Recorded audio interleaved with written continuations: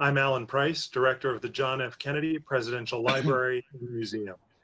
On behalf of all my library and foundation colleagues, I'm delighted to welcome all of you who are watching tonight's program online. Thank you so much for joining us this evening. I would also like to acknowledge the generous support of our underwriters of the Kennedy Library Forums, lead sponsors Bank of America and the Lowell Institute, and our media sponsors, the Boston Globe and WBUR.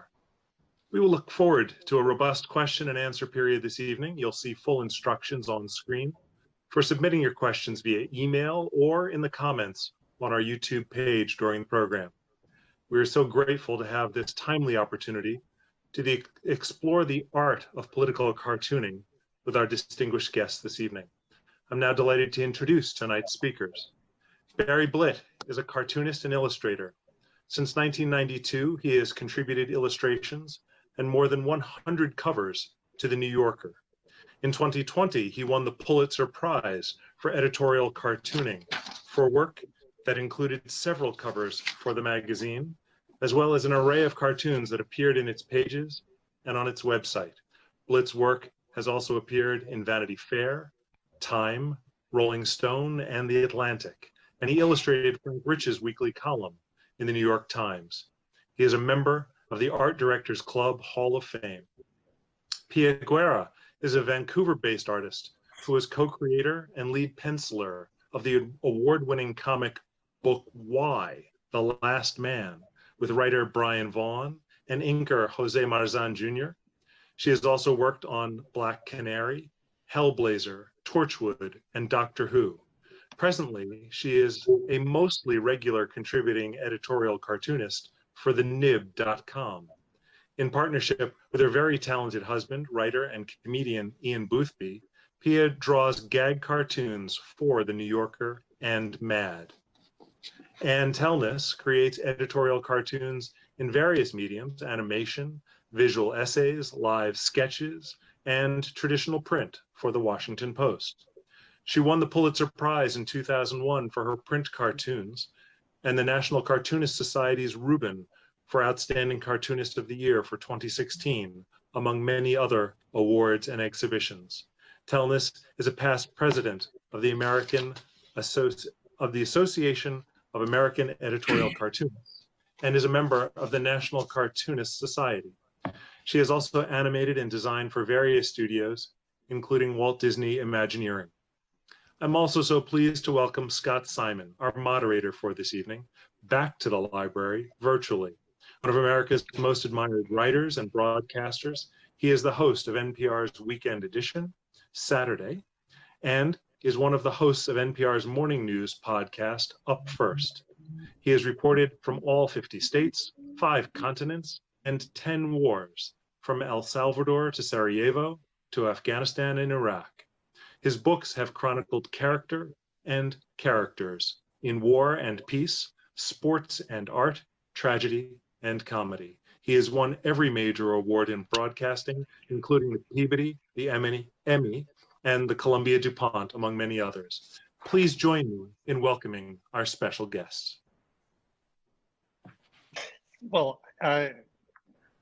Alan, thank you very much. Also, thank you for not mentioning my career in adult films. I think that would be not in keeping, obviously, with the sobriety of our proceedings here tonight.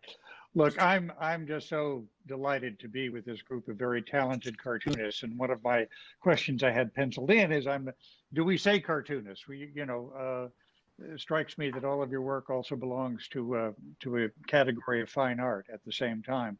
And, a lot of what I've done, I would trade in this business if I could draw like any of these 3 artists. The facility they bring to communicating with millions of people is something that I admire. We should have the technology in place. I want to not waste much more time before putting up our first cartoon, one by Barry Blitt.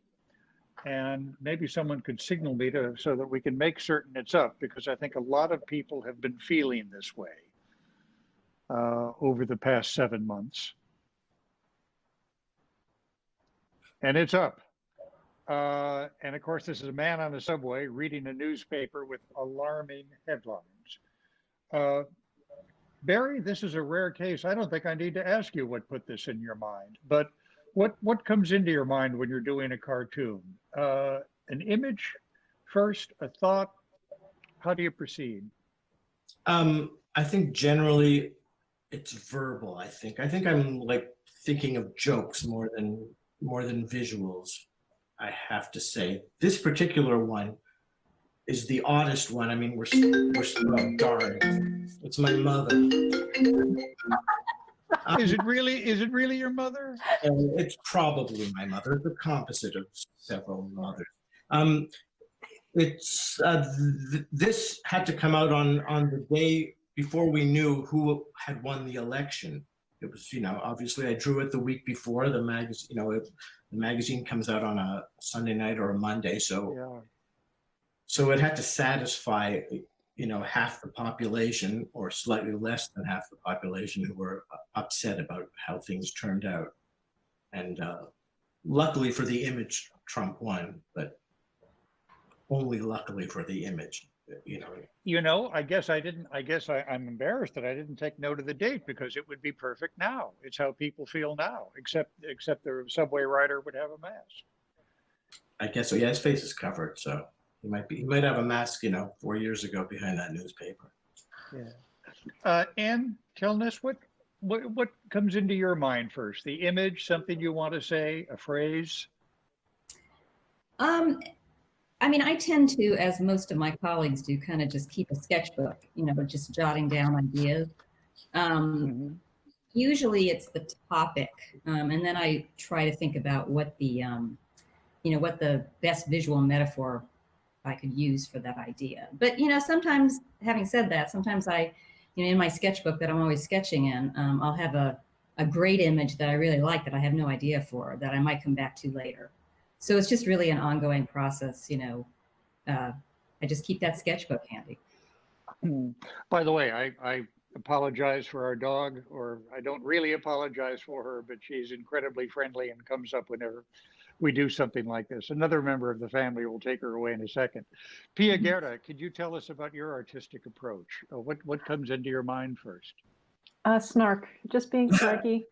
I just try and look at a situation and just try and find either the part that just makes you roll your eyes or makes you laugh or makes you like, oh, really?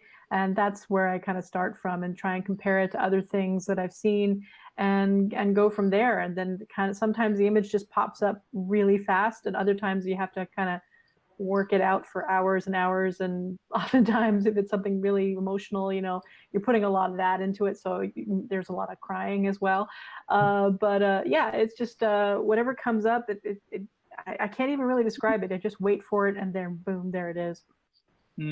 Well, we're speaking of images. Let's put one of yours up here now, if we can. And I'll tell our technical folks this is of course President Trump taking a Sharpie to the Constitution. Tell us the story of this, if you could. Well, it was just you know what? It's so much has happened in between that time. I can't even remember the specifics that started it, except that there was some stuff that he was doing about the Constitution that week, and it just what happened to be not long after the hurricane business, where he just kind of edited the storm maps with a Sharpie. And so there was a lot of Sharpie jokes at the time. And it just seemed like, yeah, he's literally just rewriting everything. It doesn't matter anymore to him. And so he would take a Sharpie to the Constitution. And that's where the joke comes from. Ann Telnaes, do you get up in the morning thinking, what am I going to do? Or not now. Yeah. No, I mean, I've been in this business a long time, and usually, like in the summer, it kind of calms down because Congress is out of session. So you're looking for things. You're looking for, those reading lists on the beach. No more. It's like I have to pick and choose what I'm going to draw because I have so many different ideas. I mean, I'm not the only one that has this problem, but it's exhausting. I mean, it's the 24-hour news cycle is every hour now. Well, let me get you all to talk about that, Barry, if you could. Yeah, I find that my sketchbooks are just fat with ideas that I will never get to, that I will never be able to ink. You know, either there's too many in a week and they're all obsolete the next week. You know, that there's been several news cycles that have buried them. So, and there's always so much to draw. It seems like it's a good time and it's an exhausting time. Yeah. Let me follow up a bit with you, because I mean, you might have a deadline that is distinctly different, particularly because if you're talking about a New Yorker cover. What is your deadline on New Yorker cover? Like, forgive me, do you get up Monday knowing you're going to do the cover one way or another? Generally not. I'm usually the guy at the last minute, you know, if they can't find, you know, if they need a last minute idea, they'll bring me in. And it's often, the deadline is generally, I think it ships Thursday night. Mm-hmm. So, and, you know, Monday morning is like, Thursday's a long time from Monday. So much can happen, especially now. So, yeah. And there have been times when they've held a cover they had going, when, like, for instance, when Brexit happened, that happened on a Thursday night, and Friday morning, even though the magazine should have shipped, they sent out a call to artists if anyone had a Brexit idea, and they did something very, very last minute, you know, with a couple of hours to think of it and draw it. So yeah. Pia, tell us what your life is like now with the crush of news. Well, here's the thing. I was worried at first because every October there's this thing that artists have been doing for the last few years called Inktober, which is just a little kind of exercise where artists will draw something in ink every day of October. And it's just kind of like get everyone kind of get their chops rolling, and it just to practice and develop their inking. And so I did it a couple of years ago, and that was like a Twin Peaks themed one. So it was just fun. And this year I decided, well, you know, it's leading up right to the election. I'm going to do a Dump Trumptober themed one this year. And I was worried that there wasn't going to be a lot to draw about, because there are some times where I'm really stuck and like, I don't know what's going on. And but then it's like day one, it's been a fire hose I've been doing them every day for the past 13 days, and you have to pick and choose. And there's been some days where I've done 2 or 3, and it's just nonstop. It's crazy. And so, yeah, I think I'm going to have plenty of material right into the end of the month. Yeah, this has been kind of like a thing about it for the last 4 years. There have been cartoons I've started, and then the news cycle's gone by the time I get halfway through, and I have to do another one because something else has taken over, and it's just insane. It's just this crazy reality show right now. Let's put up Ann Telnaes as one of your cartoons, if we could, and tell our technical folks this is President Trump in an oxygen tank. Let me put it that way. Okay. Yeah. Well, you know, when a public figure gets ill, you know, pick a public figure that you've actually been criticizing and becomes ill and possibly might die, it's kind of that's a tricky time, right? It's really tricky for cartoonists because you don't want to do something that you're going to regret down the road. But this one was actually done. This was the 3rd one I did. This just shows you how many drawings we are all doing. The first one that I did is I actually drew him as a, this is when he first became positive, when he first found out that he was positive. Yeah. I drew him as a court jester. And I had some criticisms because they're like, how can you do this? You know, he's sick, you know, this might finally get him to come around and, you know, tell the truth. And yeah. You know what? I've been following this guy way too long. I know exactly what's going to happen. So I just figured, I just watched, and then this was done this was actually done while he was speaking on the balcony of the White House, you know, when he was doing that show. Mm-hmm. And I thought, you know, this is him, you know, he's full of hot air. And to draw him in a mask that he probably had on that he's not willing to admit, that's what we do. Yeah. May I ask all three of you, have you ever done a cartoon you can recall that you regretted? Because you, well, maybe, yeah, for one reason or another, but particularly because maybe you got someone wrong. Do you want me to start? Yeah, why not? Sure. Okay. Regretted in the sense, well, first of all, cartoonists rarely regret anything they do. I've had some real pushback on cartoons. I got in a ton of trouble about a cartoon I did a couple of years ago. It's uncomfortable. You know, you kind of sit there and you wonder, could I have done that differently? This is the Ted Cruz cartoon, This is perhaps. the Ted Cruz cartoon, yeah. And I got a big pushback on that. And, you know, and you want, and the reason usually that this happens is because people, either you haven't created an image that works well, that they're not reading correctly, or they're misinterpreting it. And the unfortunate part about social media, I mean, while it's really great for us because a lot of people see our work, it's also a place that people can run with a narrative and they can change things. And if they say that your cartoon means this, you'll have a ton of people saying, oh yeah, that's horrible, without even ever having seen it. So, you know, you have to be aware of that. What's going on in the news, and you know and also the image and what you're doing, what you're commenting on. Barry, we can't see your image for some reason right now, but I did hear you kind of a laugh. Has this happened to you? I guess like Ann, I did a New Yorker cover of Barack Obama and his wife fist bumping each other, and both of them were dressed like, he was dressed like I don't know, like a Muslim terrorist, perhaps. And anyway, it got me in a lot of trouble, and it might not have been the most successful or clear cartoon, although it makes me laugh in any case. A famous cartoon. What were you trying to say that people misinterpreted or didn't last? Well, what happened was there was so much being said about candidate Obama at the time, that he was a secret terrorist. There was so much suspicion and the Reverend Wright controversy. There was no end of it.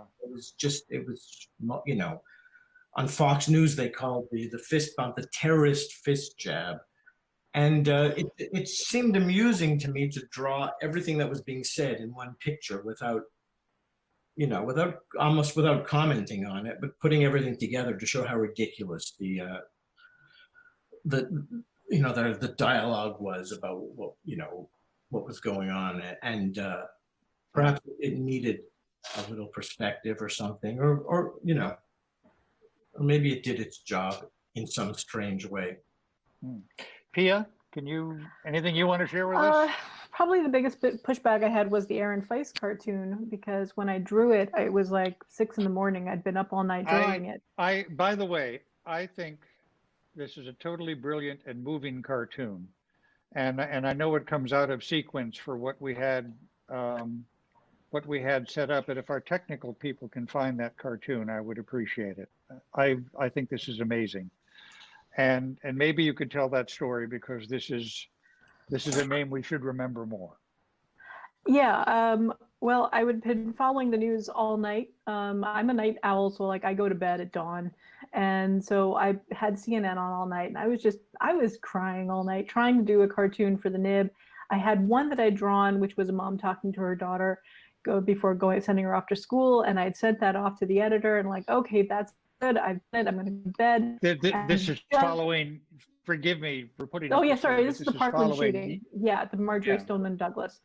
And so I thought, okay, job accomplished. I can go to bed now. And then just as I was about to, the story came up on the news that they released the first name of one of the teachers who had died and how it happened. He was the coach. He basically just, blocked the door and got shot, protecting his students. And that just broke my heart. I just broke down completely. And I just saw this image of all these kids that have been shot, and no one, and for some reason, it just made me so angry that nothing has changed, even from like years, 20 little kids died.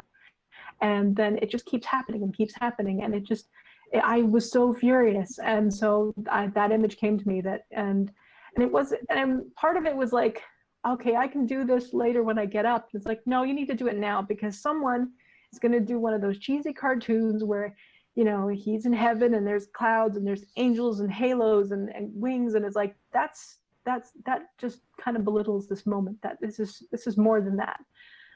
Yeah. So I sat down and drew it. I think we're having some problems displaying that cartoon. But you know, I'll try and explain it, and you can fill it in if you could. Oh no, Yeah, I guess it's just, it's being displayed now. Yeah.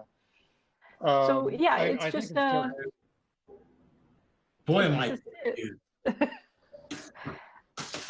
yeah, so I wanted to get ahead of the saccharine stuff and just get it done before someone did this. And so, you know, I was half asleep and I just kept drawing faces and faces and faces and faces and just, you know, I'm like, I can barely stay awake, but it's like, I have to get this drawn. And then it's basically trying to represent the 200 plus kids that have died in school shootings since, you know, these things started in the last 20, 30 years. And it was done, and it was like, duh, you know, you just kind of collapse and then like post it on Twitter, and then went to bed, and then I woke up and it was like everything had blown up. And but one of the pushback was that, you know, someone just was saying like, yeah, these are a lot of white faces. I was like, oh yeah, you're right.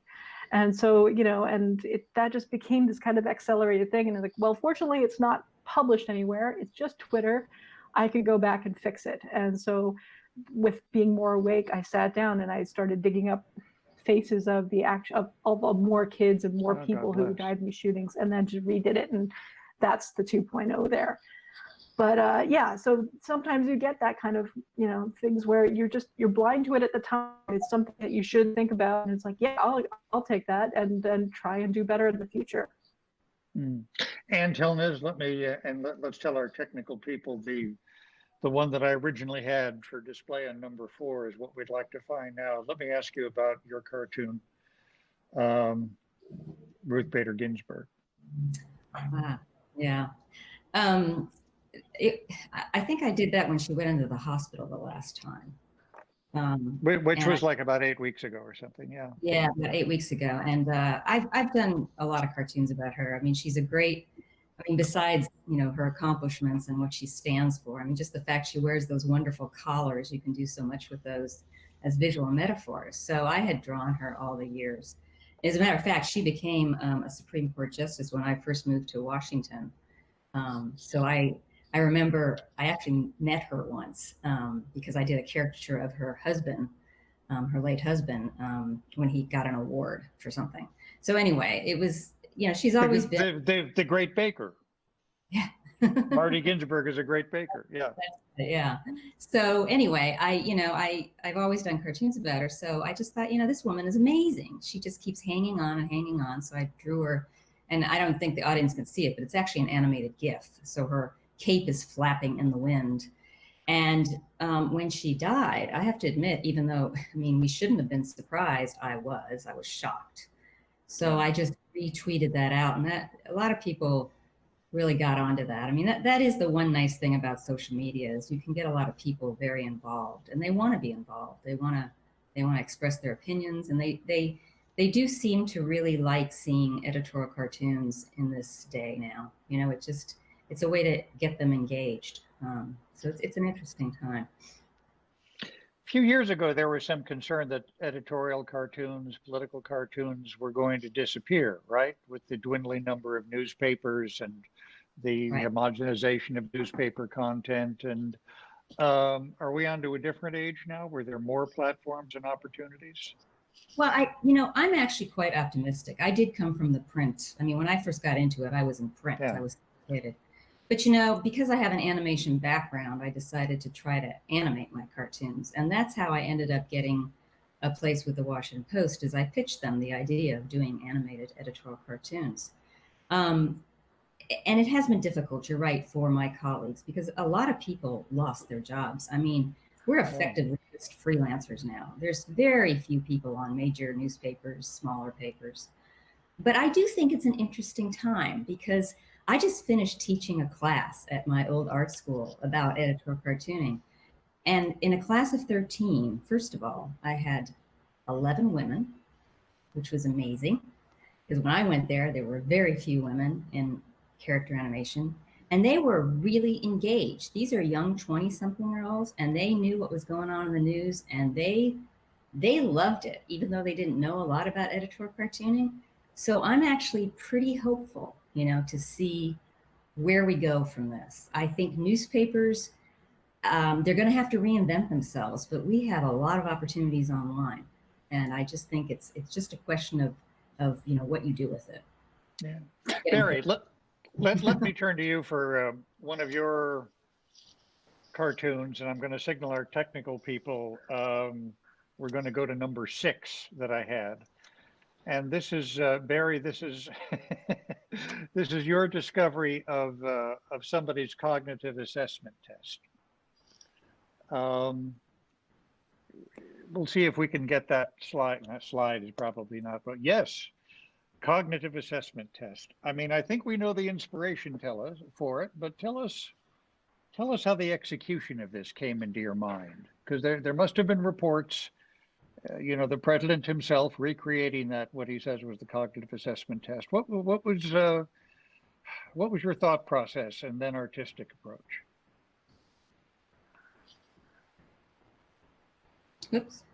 I don't think we can hear Barry right now. I think he's muted. I can't hear Barry. Can you? How about now? Now we can hear you. I apologize. Like there's been a lot of technical problems over here, and I somehow doubt they're finished yet.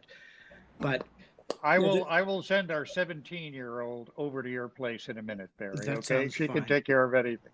Yeah. I mean, every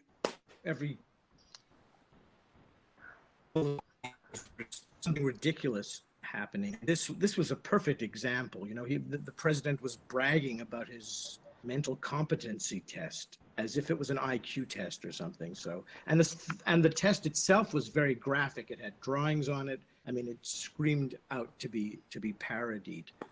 And I had, as with other cartoons, I think I had some jokes that had nothing to do with this sitting around that I was able to sort of plug into this to make the thing work. And I mean, I hate to say it was easy, but it feels like an easy one, So, well, but I mean, part of what makes it so appealing is it's hilarious. Well, and yeah, that's never easy. I wouldn't say it's not never easy. I mean, sometimes when it happens, I don't know about Pia and Ann, it seems like sometimes a joke just occurs, it's not something to be worked over or refined. It just, makes itself apparent. I mean, I wish it happened more often, but I think with that one, it basically just sort of spilled out of my pen. Well, let me get my notes together. I wanted to ask you also about another one that comes right after, which is intensely timely. I would call it the Hindu goddess Durga. Right. That was what about we all feel a little bit about these days. How early in the pandemic was this?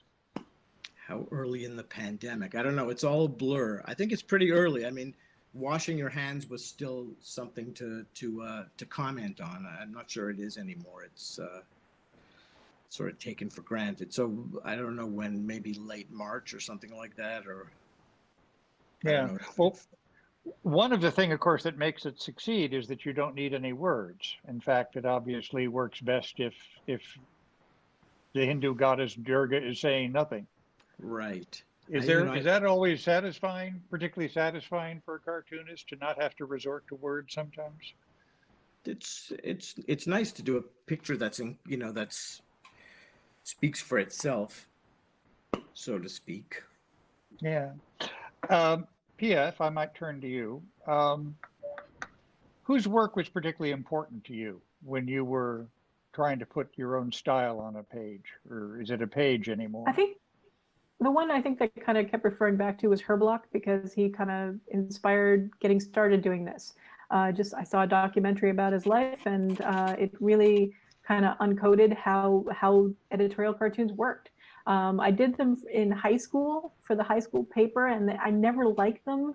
They like, because I was the one who could draw, so I had to do the editorial cartoon, and so they weren't very good. And I've tried them over the years to do them, and it just felt like I'm not getting it. I don't know why I can't make the connection. And then I did a documentary on his life and his approach, and it just made sense. And it's like, oh, that's how you do it. So I started trying it, and so he's kind of like the big influence on me. So like if I'm ever stuck on something, I'll go look at some of his past cartoons. Like, how would he approach something like this? How would he look at, like, what's the perspective he would take? And then he was like, oh, there you go. And so yeah, he's a huge influence. And if we could turn to you, of course, that's a pedestal on which you recently reside, the Herb Block signature. Who's been important to you? Well, I actually started in animation. I didn't become an editorial cartoonist until I was almost 30. So my early inspirations are more along that line. And for instance, like Ronald Searle was an illustrator that a lot of illustrators, Barry, I'm sure, has looked Barry at is that. nodding as if, yeah. Yeah. Also, Gerald Scarfe, who is just he's a English illustrator. He's amazing. He's brutal, which I love. And also Robert Osborne, who was an illustrator in the 50s and 60s for Life and Look magazine. I really enjoy that really simple line. But I mean, I always admired editorial cartoonists' artwork, because that's where I came from, was the art part. I wasn't really interested in politics until later. And I mean, Pat Oliphant is just a master draftsman, as was Herb Block. I mean, if you look at Herb Block's work from the 40s, 50s, are just amazing pieces of art. So yeah, there's a lot of wonderful draftsmen out there. Yeah. I've got to ask you a Herb Block question, though, given our times and some of the cartoons we're talking about. I've always felt I have some small affiliation with Herb Block and his award, and he went to my high school in Chicago. He is undoubtedly the best known graduate of our high school in Chicago, although the guy who played the Lone Ranger, whose name I'm forgetting, but he was pretty well known. In any event, he very famously, of course, swore the Richard Nixon. And then I found a cartoon of Herb's when Nixon was actually elected president. He did a cartoon saying all shaves free for new presidents. In other words, he consciously turned the page thinking, all right, now he never, as far as I'm concerned, let up on Nixon in any real way. But he decided that he needed to give him the benefit of the doubt. Now, of course, he was the cartoonist of the Washington Post at a time when, there were limited numbers of, not as many platforms and everything. But I wonder if any of you have ever felt you've got to give someone a fresh start or lay off. Well, if this president is reelected, I can guarantee you I will not give him a fresh start. I will continue to use all the orange paint that I have stockpiled in my apartment. No, I mean, I think that's a fun thing that he did, and that's great. But you know what? Our position, we are supposed to criticize. We are not supposed to let up. These are public officials. They are making decisions about people, regular people. That is our position. That is what we are supposed to do. We are not supposed to be fair. I mean, we come from a certain point of view, but we are supposed to criticize the people in power. So no, I will not be giving him a Barry? Anyway.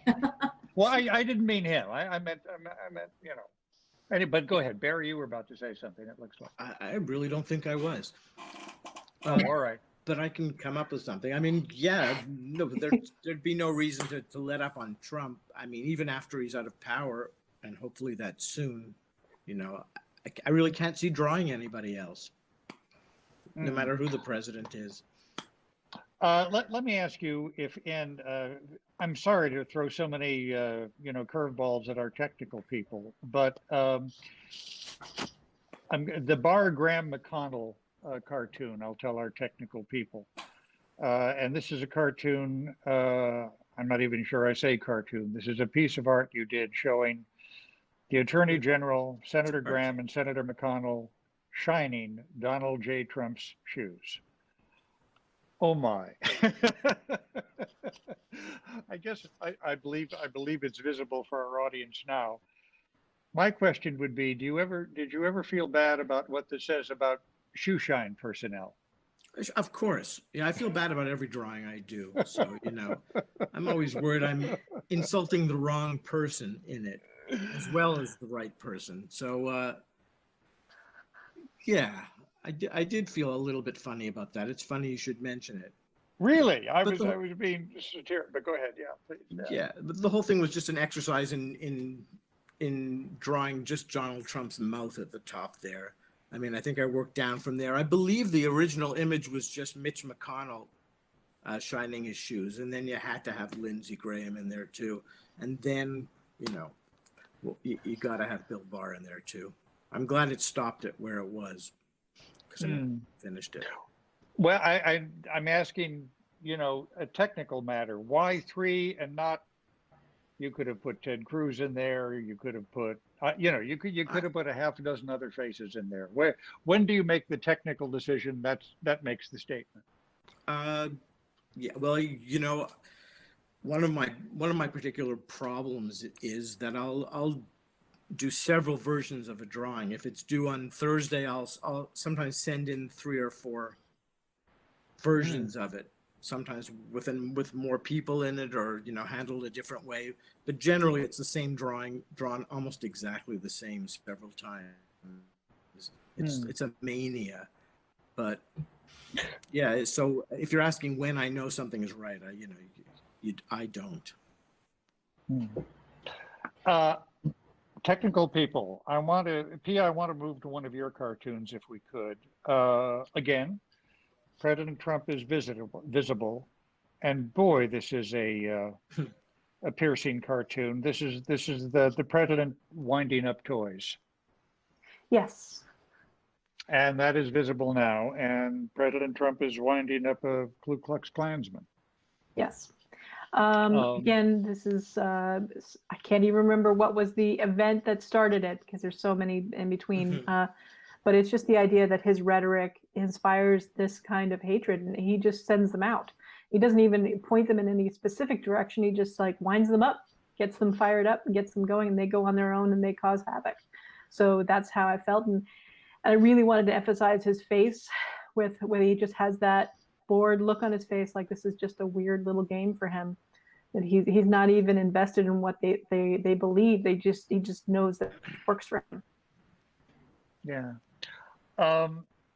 Among the many features that I think makes the cartoon especially powerful is you sort of present the constellation of wind-up toys, Ku Kluxers, and maybe they're members of Proud Boys. I don't know, but there's some torchbearers in there, and yeah, and I think what's particularly effective and evocative about it, and I mean, had to be very deliberate on your part, to try and help people put an image together, and yet at the same time, it has the effect of also diminishing them because you are making them into wind-up toys, and you're showing, you're showing them being impelled by, when I say a larger power, I mean a more authoritative power.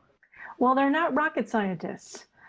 These are people who don't really have much going, and they just kind of follow. They don't really create anything in the world. They just follow this rhetoric and let their hate lead. And so I wanted to impress that, yeah, they're just being used, and sad. I want to raise something carefully with all 3 of you, because of course, the murders of cartoonists at Charlie Hebdo, I think,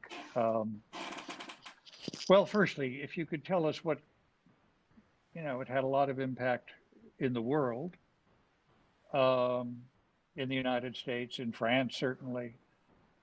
What about in your profession? What went through your minds and your colleagues' minds when that happened?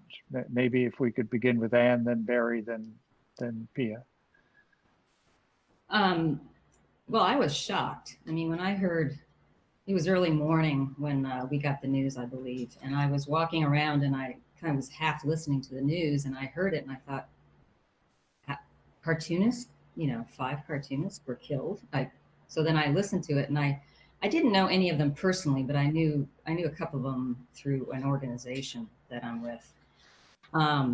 So it was a shock. It was we had already gone through controversy with the Danish cartoon in a few years before that, but to actually have, These are the Danish newspaper that ran cartoons that seemed to mock the prophet, right?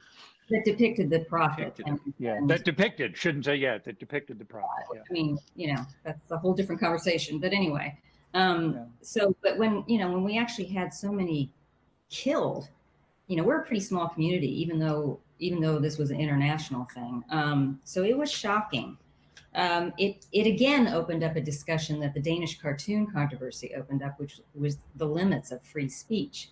And I do remember very well that in the beginning of Charlie Hebdo, everybody was very supportive of Charlie Hebdo, je suis Charlie, But then there started to be some rumblings, not just from cartoonists, but from writers, prominent writers, talking about, did they go too far? And I have to say, I was very riled up about that. I wrote a piece in the Post about it.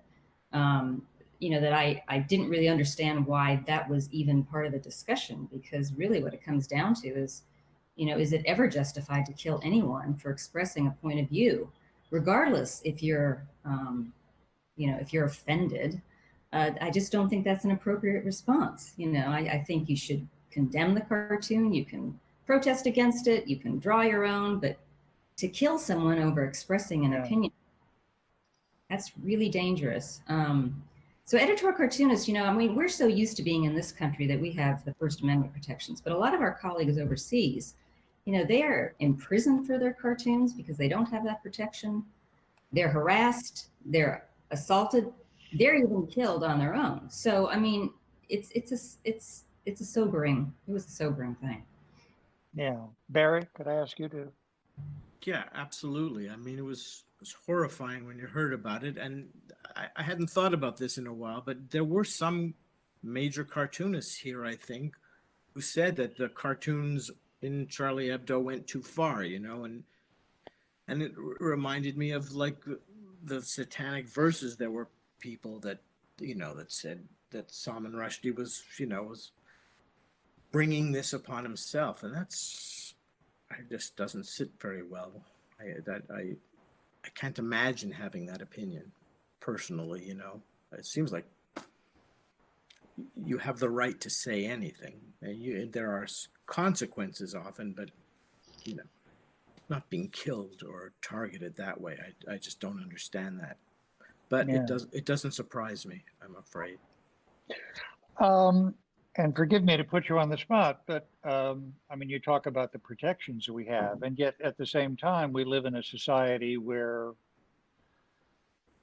as I don't have to tell you, I think, there are more public threats, more and more people feel under some kind of, the social media platforms have been a wonderful, wonderful platform for bigots and gay bashers, and I've often told people that if you think that anti-Semitism is gone in the United States, take a look at my Twitter feed on any given week, where they just assume all of us have to be Jews one way or another, and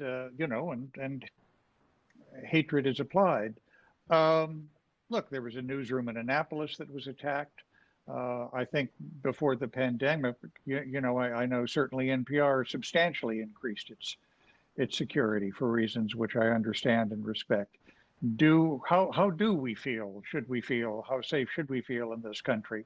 maybe less from government assault than from militia groups, paramilitary groups, domestic terrorists.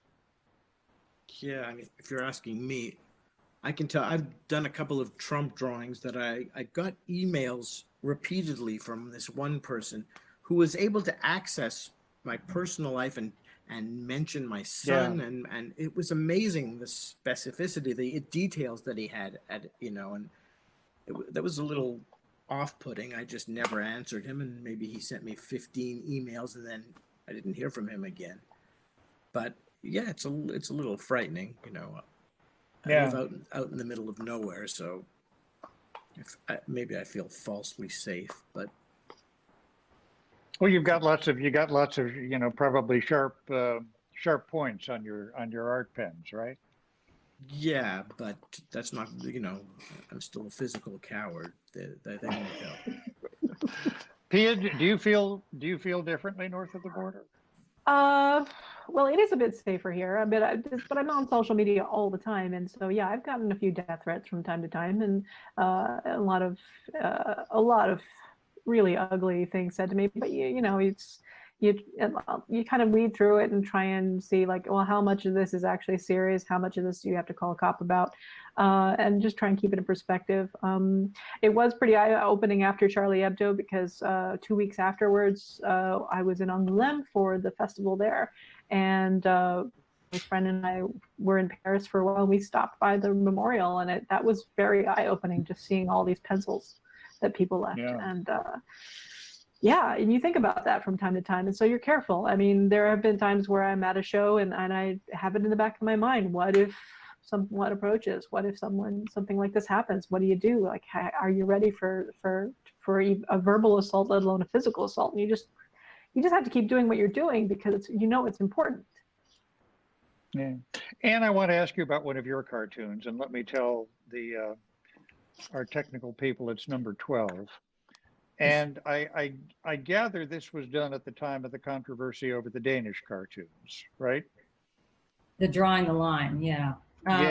Drawing the lines, and explain to us what inspired it, what you were presenting here. Yeah, as I mentioned, there was a big conversation among cartoonists here in the States about the Danish cartoons, about what should be drawn, what's allowed, where to draw the line. And that really stuck in my head. And I thought, I'm a free speech absolutist. And like you, I get misogynistic stuff online all the time, but I certainly don't want those people, to be thrown in jail for that. Yeah. You know what I mean? It's just, I'm just, even though I am at the end, I get that.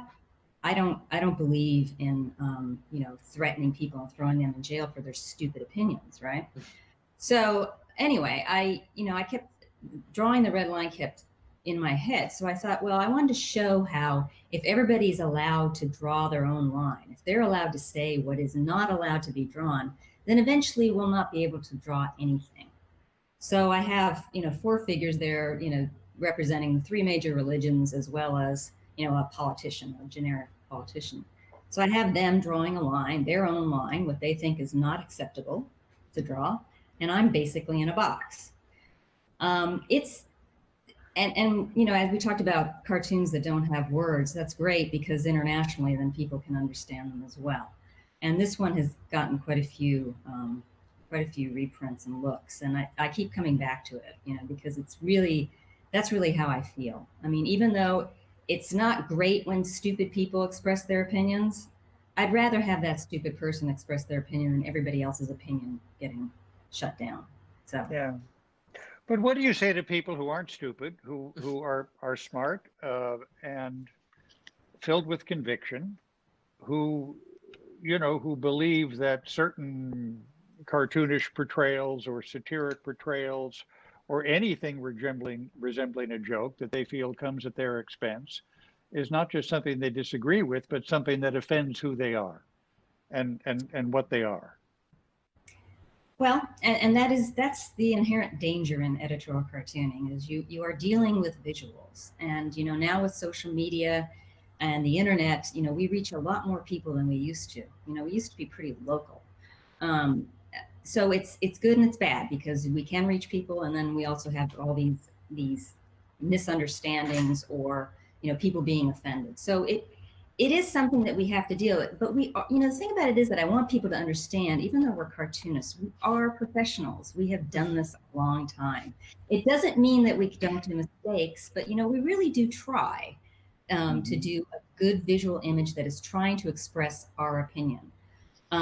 So while I understand that, and I do listen to people when they say, look, you're drawing, I don't like that. Satire and cartooning are a language in themselves. And I think usually when people get very upset is when they can't really understand what a cartoon is supposed to do. We don't, for instance, I said before, our job is to mock and ridicule the people in power because they're the ones that are in power and they have power over people. I'm not going to go out into the street and look for a poor guy that's homeless sitting on the sidewalk and mock him. Why would I? That's not my job. So that's a thing. But you're right. It's difficult. And nowadays, you were talking about threats. I actually feel almost more threats from the left sometimes because the tolerance for things has become much smaller, So it's something that keeps changing for us. Yeah. Barry? Anne, are you getting actual threats from the left? Are you hearing stuff? Oh, I get pushback from the left all the time about things I do. Oh, yeah. Yeah, images. Absolutely. Yeah. Barry, what do you say about that? People who believe, people who take offense or feel that somebody would take offense at a portrayal that you have rendered, and just say that and just say that what you would consider satire or humor somehow caters to what they consider to be an unfortunate stereotype and identity. I mean, I think satire is sacred, personally. I beg your pardon, our landline is ringing now. Sorry, yeah. That's so quaint. Yeah, I can't believe we still have one, but right. It's almost it's probably a great offer on car insurance. But go ahead. Yeah, I know you're all jealous. Yeah. I am. Yeah, I cry when I see satire. I saw Jojo Rabbit and cried through the whole thing. There seemed to be something so pure about the satire in that. And I don't really. It upsets me that it upsets people that they get so offended about stuff like this. I don't know. It's depressing. Yeah, Pia. Well, fortunately, I'm married to a comedian, and we've had these conversations for many years, long before Trump. And because I wanted to understand this whole mystic process, so he taught me very early on about the concepts of punching up versus punching down. So I really take that to heart, and I think it's also an ongoing learning process about. There's so much in social media that you're just learning every day. I mean, there's new perspectives, new ideas, and you have to be open to them and understand that you could be punching down at some point, and that's not what you want to do. Especially if you're being a heckler of authority, you have to know what you're aiming for, and you don't want to alienate the people that you want to laugh. It's like it's really uncomfortable being in a comedy show when someone is making fun of the person sitting next to you just for their who they are, and then it's like you don't want to have that. You don't want to make other people uncomfortable that way. You want everyone to be included, but you also want to be brutal. So it is a balance. You learn it. It takes time. That's interesting about punching up and punching down. If I could.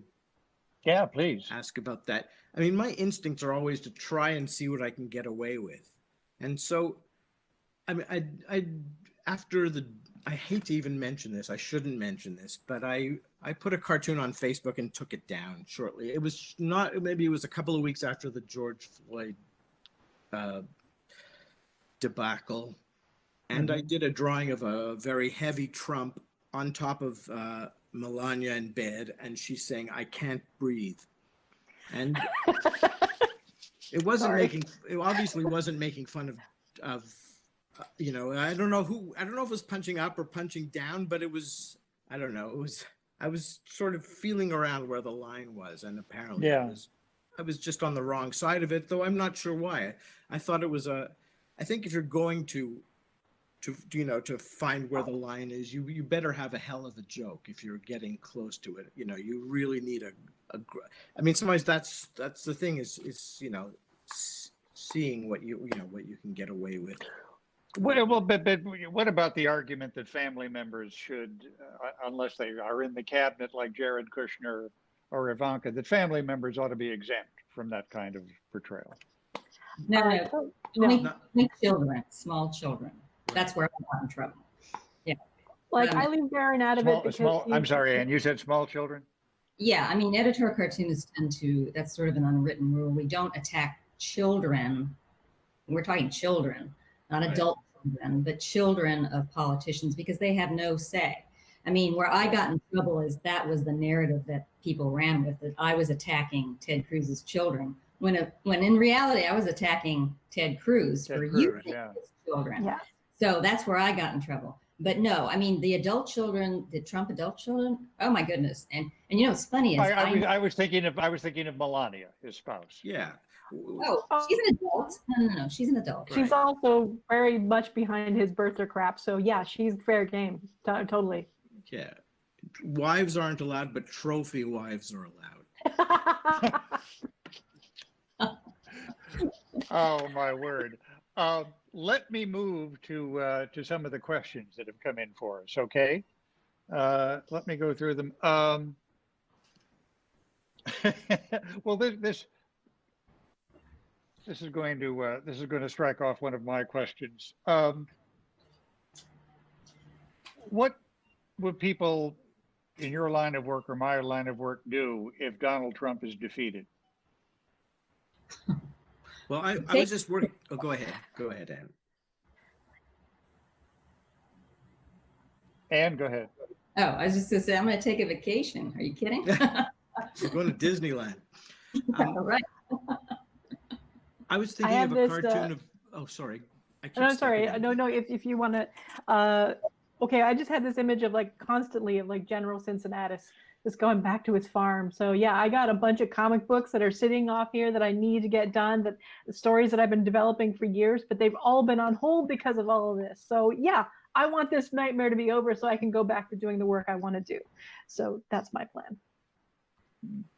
And I was thinking of maybe a possible cartoon about PTSD, post-Trump stress disorder. What do you do after there'll be nothing to draw almost, or it'll be slim pickings. It was flabbergasting as I was able to go through so many of your cartoons that how many of them one way or another concerned Donald Trump. And maybe that's true of every president, but I think this one a little more, One, yeah. To say the least. What cartoon of yours or someone else's still makes you giggle every time you see it?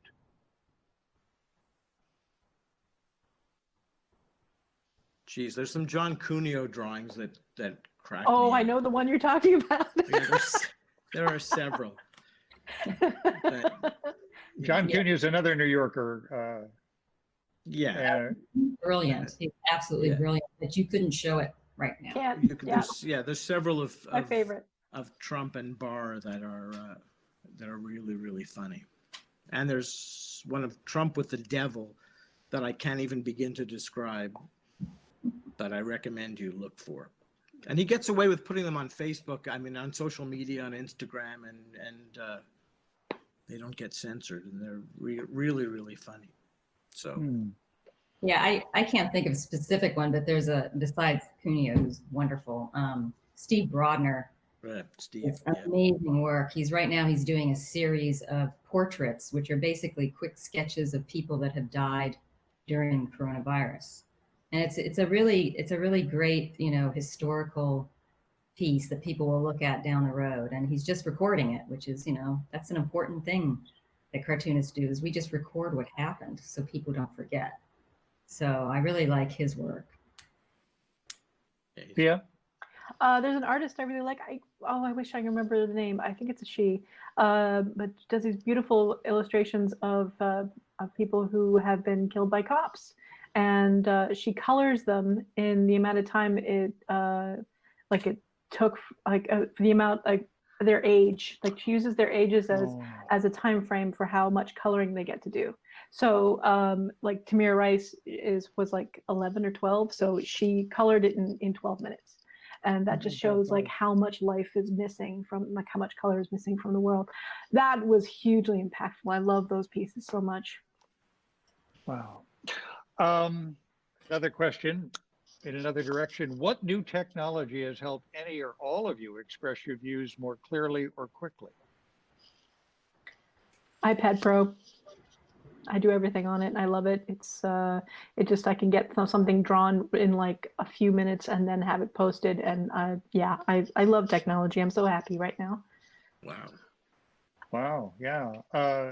Barry, you use an iPad Pro? I'm not looking for commercials here, but yeah. Sometimes I order art supplies on my computer.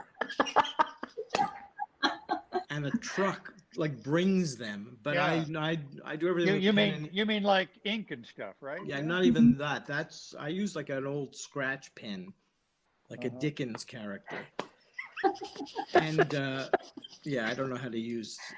Do you make those inks by yourself, like I do not, like Rembrandt did? I'm not an artisan in any way.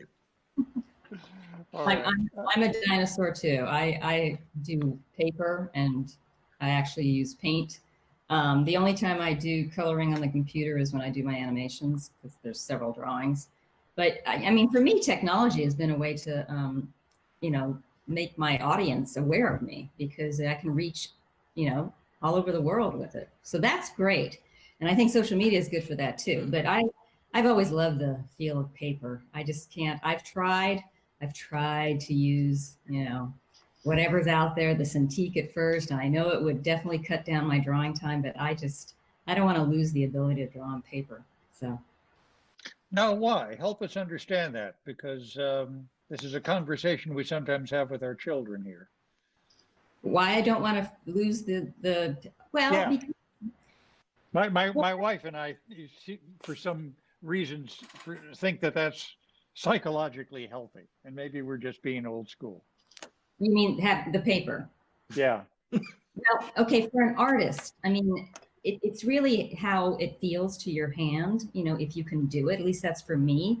And frankly, also in terms of archives. I mean, I know that you can archive electronically, but there's something about pulling out. And have you ever gone down to the Library of Congress and pulled out an old Herblock drawing, to just see it and to see the mistakes and to see the notes on the side of the drawing is, I mean, for me, I know this is kind of wonky, but it's bone. It's just chilling. I just love it. I just feel like I'm right there. So that's just for an artist. That's for me is just the paper like I have behind me.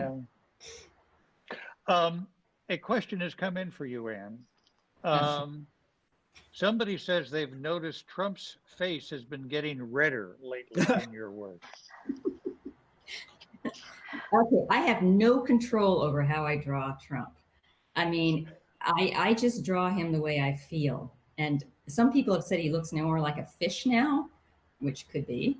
I just, it's the thing about caricature for me is I think the most successful caricatures are not about how they look, how closely they look. I think it's more about who that person is. And there's only been two politicians that I feel like I've really gotten. And one is Trump and the other one is Cheney. And neither one of them really look like them, but I feel like they are them. So I have no control. I mean, I don't know what he's going to end up being once he's hopefully gone. Maybe I'll have him disappear into something. I don't know. Let me, another question that was like to ask all of you. I think you've hinted around this, but how many drafts of ideas do you usually go through before you get to the final version of the cartoon? Maybe because some of you have an editorial structure. You know, the New Yorker, obviously, Barry, is famously edited, and you probably get a lot of consultation. And then, as you were describing it, Pia, you know, you can go straight to the public. Tell us what that process is like. Maybe beginning with you, Pia. Well, it's almost like cheating, I guess. I have the idea in my head, and so I try to imagine what Trump will be doing in that picture. So I just scan through Google Images to find a photo that's closest. I'll take that, and then I'll do a very like basic trace, because trace pictures look like crap. So I just do the pencil lines to kind of have markers of where everything should be, because my approach has always been make fun who they actually are instead of going overly caricaturized, because that drives him crazy. It's the idea is that he's so vain, so just play with what you got.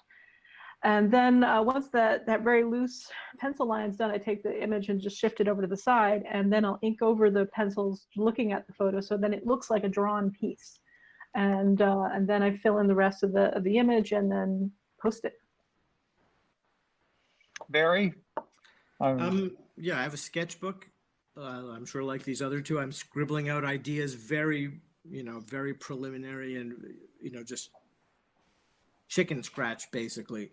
And then I go on Google and try and find pictures of Trump in that position, with his leg over there or whatever. And I always find it's never as direct and gets the idea across as much as that initial drawing. So I'm forever trying to create finished art that looks like the immediacy and the urgency in the first drawing. So, it's always falling short of what it should look like. But then at some point, you bring it up to its Pulitzer Prize winning potential, right? What's that process like? I have no idea what you mean. I mean, well, I feel it's overworked, generally. I wish I could stop halfway through, and to hell with the Pulitzer Prize. Do you mind me asking? Yeah, go ahead. What? Go ahead. No, I was just playing with something. Go ahead. All right. I mean, the editorial process at the New Yorker is famously exacting. They're fact checking. They're sure, tightly edited. And there must be occasions when they say, Barry, could you lighten that? Could you sharpen that? I don't recognize, this guy doesn't look like the person you think he is. I mean, yeah, what happens there? Yeah, you get, I mean, anywhere you work for, I will often hear, that doesn't look like so-and-so. I mean, I probably shouldn't say this out loud, but that Durga drawing that you showed before, I submitted that to the New Yorker online. I could get in trouble for this probably. And I think that they thought maybe it was disrespectful, on a religious level. So they didn't run it, and I sent it elsewhere and got it published by Airmail, Graydon Carter's online publication. And I mean, it was shared a lot, and it seemed like a lot of people liked that cartoon. And I think that they were just worried about potentially offending, which I guess you can't blame people for. Well, it harkens back to what we were talking about before, but I wonder if you heard from any actual Hindus who were offended. Any actual Hindus? I heard from some fake Hindus. I'm so sorry. No, I heard from people who weren't Hindu who were saying, yeah, well, when are you going to do why don't you do this, do a Muslim version of this? I'd like to see you draw Muhammad like this. Like, I don't understand that particular, thought, but yeah, there were some strange opinions about it, but they're not from Hindus, I don't think. Ann, could you help us understand that process of drafts and finally getting good to go? Please help. Really? Me. I have to explain it now? No. Well, actually, getting back to what Barry was saying, we all have editors to varying degrees. I mean, I'm online, so I'm always, rushing, but my stuff does get looked at. I mean, I don't publish it, the Post publish it. And yeah, there's always there's sometimes a situation where my editor is like, nah, no, I don't think so. It's happened a lot more in the last couple of years than it ever did in my entire career. But they leave me alone pretty much. I mean, I don't have to give them sketches or anything. I just do an idea. I can pick my topics, but they ultimately have the decision whether or not they want to run it. What do you do with those that don't, when they say no, do you put them on Facebook or something? Or I scheme. I sit there and I think, how can I possibly get this published in a different way? I love that. And you know what I'll do is, I remember one of them I did. Here, don't tell anyone, since we all think we're all alone here, right? It's just between the four of us. I don't know. By now it is. So I did. Sorry. That's hilarious. So I did one that was, it actually was during the Charlottesville, the Charlottesville protests and then murder. And it was a very delicate time. And I could totally see why my editor wasn't going to run it, because it involved a noose and all this stuff. Anyway, but all I had to do was wait a little while. You know what I mean? You have to, that's the thing that we do as professionals. You have to think about what's going on at the time and how high are the emotions, right. And what is the point you want to make? And do you want to make it that strongly? Because not everything deserves like a hit over the head type of cartoon. Unless I'm doing a Trump cartoon, then I'm always hitting you over the head. but you know what I mean? It's sort of like you do have to think about those things. My best editor is my husband Ian. When I know I've nailed something is when I show him, like, whip the thing around, like, what do you think? And he gets this really horrified look on his face. I'm like, got it. And then I post it. But other times, you mean the horrified look is? Yeah, the horrified look. That's when I know I've got it. Because if I can horrify him, I know I've done exactly what I meant to do. It's what I set out to do. It's the times when he goes, then I kind of rethink things. But no, he's an excellent eye for this stuff. And so if I know if I can, it's like a challenge now. Like, how much can I horrify him? And and those are the ones that get the best responses. This is something that I think you've touched on one way or another. But as you suggested, Ann, as you said, you're professionals. This is what you do. Can you help us understand the pressure of doing it for a living? This isn't like you can just have an occasional idea and, oh, didn't that work out nicely? This is, you've got to have an idea in the next few hours. Yeah, and I tell that to people when, I have, a lot of young people come up to me and say, oh, I really want to be an editorial cartoonist. I'm like, great. Do you love it? Do you love it so much that you will get up every day and do this? Because there's a lot of great artists out there that, visually they would be great cartoonists, but you have to have the drive. You have to have the fire in you. You have to be interested in, in topics. And I have to tell you, my first cartoon was published in '92. I still get up in the morning and I am still raring to go. Now, I'm a lot more tired because I'm old, but I am just like raring to go. I just want to do this stuff. Having said that, I want to get to a point now where we have a different administration and maybe I have a different motivation. But yeah, you really, to be serious, you have to have a drive to do this because it is relentless and it is tiring. But I have to say it really gets you going, and it's a wonderful art form if you're in it. It's really great. Barry? Yeah, when you do a cartoon or a drawing that a lot of people talk about, or it communicates something, or I don't know, the need to get a laugh, wherever the hell that comes from, when you do get one, it's very, very satisfying. And I do find I wake up in the morning and I'm excited to put some ideas down and torture myself behind the drafting table for 6 unbearable hours. And have lunch and do another 4 unbearable hours. Boy, you make it sound so wonderful. It's amazing more people don't do it. Yeah. Exactly. Pia? I do have to say that this is probably the easiest gig I've ever done compared to comic books.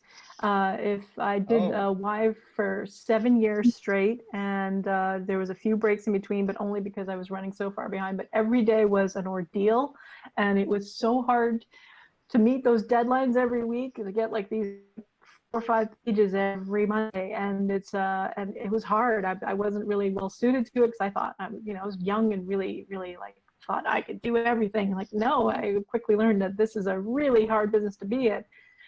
And it was incredibly stressful. It was just like so stressful. By the time I got to the end of it, it was also like, I finished it. I was so happy. And then I just kind of dropped out for a while because like, I just didn't want to do that schedule ever again because it was nuts. It was just, there was no holidays. There was no days off. It was just always drawing.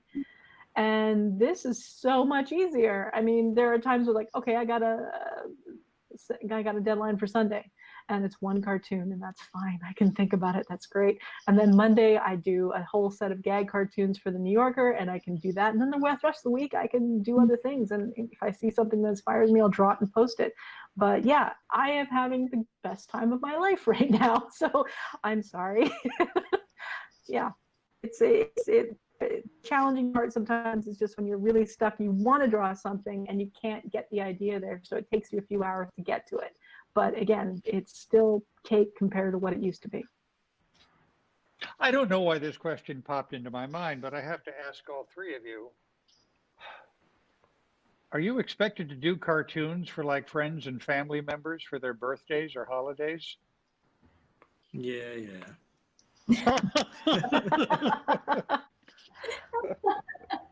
I totally am. And you have to do it, right? Well, I've become crankier and I can get away with being a little bit more of a disagreeable. I don't know.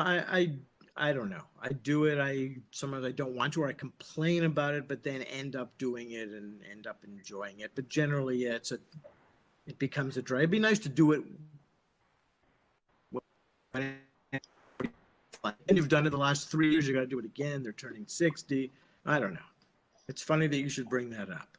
Yeah. Do you guys both are you in that position, both of you, or no? I think because people saw how annoyed I was all the time when I was working on Y, that they don't ask me because they know that it used to make me grumpy all the time. So it's like, no, leave her alone. Just give her a list of toys you want, kids, and they'll get it for you. And so, yeah, I'm totally, I fortunately have not had that problem.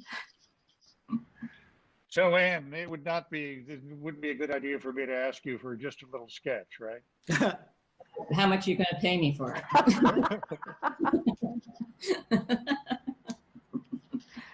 This doesn't compare, but people ask me for essays all the time. Oh, really? Yeah. Yeah. Or blurbs.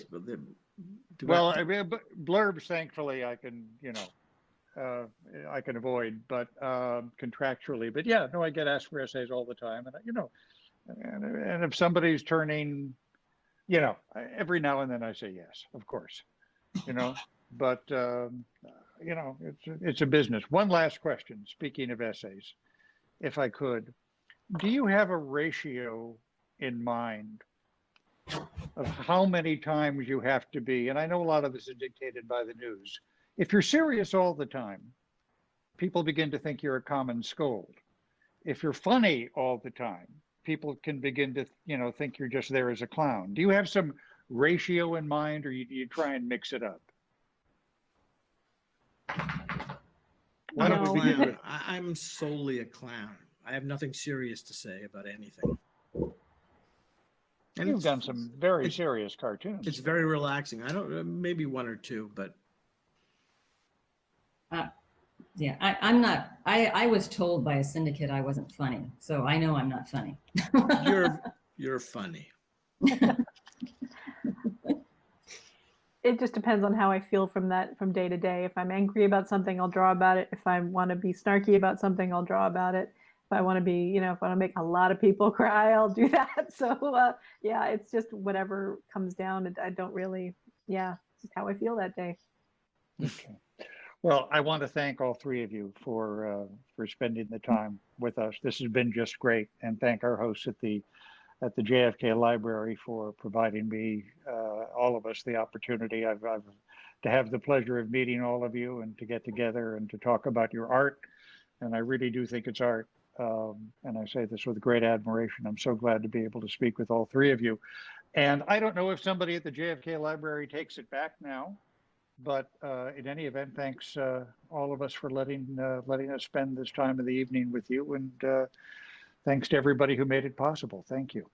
Yeah, it was nice to talk to you all. Thank you. Good to talk to everyone.